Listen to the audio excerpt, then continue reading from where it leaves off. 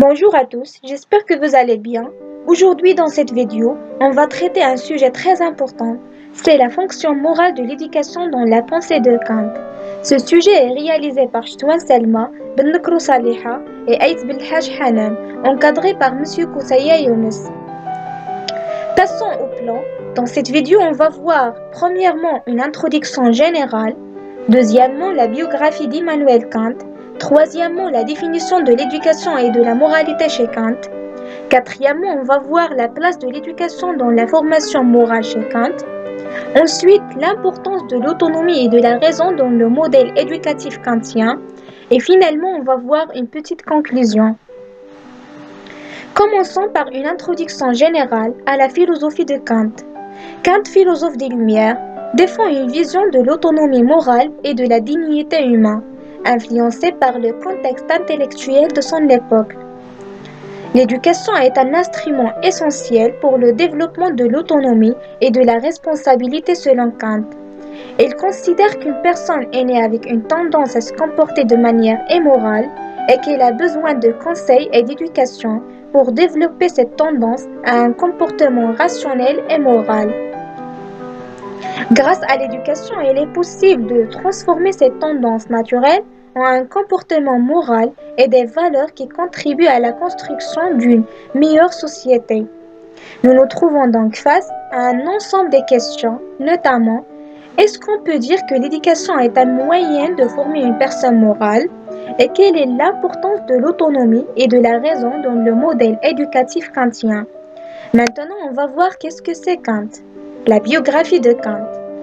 Kant est un philosophe allemand, né le 1724 et décédé le 1804. Considéré comme l'un des figures les plus influentes de la philosophie occidentale. Né à Königsberg, il a passé toute sa vie dans la ville natale, où il a enseigné la logique et la métaphysique. Maintenant, on va voir la définition de l'éducation chez Kant. L'éducation se définit comme l'ensemble des soins, la discipline et la moralisation. La discipline, selon lui, il distingue l'animal de l'homme et il dit la discipline transforme l'animalité en humanité. Donc d'après ceci, on comprend que sans l'éducation, l'homme est différent de l'animal. Maintenant, on va voir la moralité chez Kant.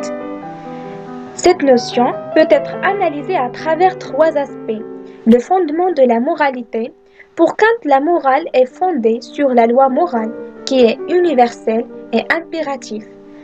Son concept d'impératif catégorique stipule que toute action doit être guidée par une maxime que l'on pourrait vouloir universellement. Par exemple, si mentir est moralement inacceptable par un individu, donc cela doit s'appliquer universellement à tout, sans prendre en considération les conséquences, même si cela peut causer des désagréments. Aussi, l'autonomie de la volonté. L'éducation selon Kant doit former des individus à agir non par soumission aux règles, mais par conviction personnelle. La morale kantienne repose sur la capacité de l'individu à être autonome et à déterminer ses actions en respectant la dignité du soi et d'autrui. Finalement, la dignité humaine. Kant soutient que chaque individu doit être traité comme une fin en soi et non comme une moyenne. Cette valeur centrale implique que l'éducation doit viser à renforcer la dignité et le respect envers soi et envers les autres. En gros, la moralité, c'est former une conscience morale en inculquant des principes éthiques permettant à l'individu de devenir autonome et de suivre les règles morales universelles. Maintenant, on va voir la place de l'éducation dans la formation morale selon Kant. L'éducation chez lui peut être discutée selon trois axes. L'éducation et perfectibilité de l'homme. Kant affirme que l'homme n'est pas naturellement moral, mais qu'il est perfectible. L'éducation doit alors être le moyen par lequel il peut être guidé vers un comportement moral, transformant ses inclinations naturelles en actions rationnelles et morales. La formation à l'indépendance morale. Dans la pensée de Kant, la moralité ne signifiait pas le respect aveugle de certaines règles, mais plutôt la capacité de penser librement et rationnellement. Finalement, amélioration de la rationalité dans la prise des décisions. Kant souligne que les actions morales doivent être fondées sur la raison et non sur l'émotion ou l'intérêt personnel. Ensuite, on va voir l'importance de l'autonomie et de la raison dans le modèle éducatif kantien. La notion d'autonomie chez Kant.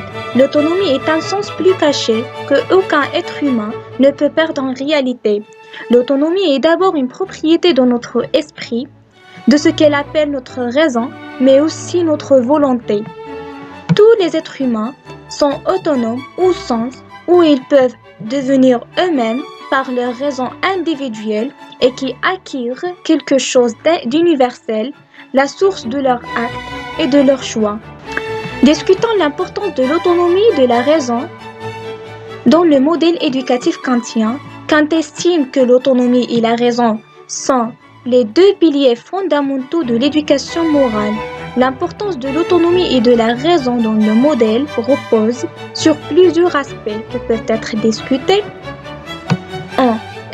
L'indépendance comme condition fondamentale de la liberté morale.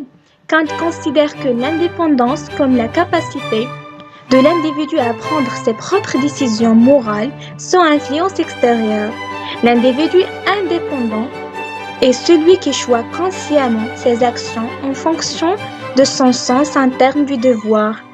Aussi, la raison comme outil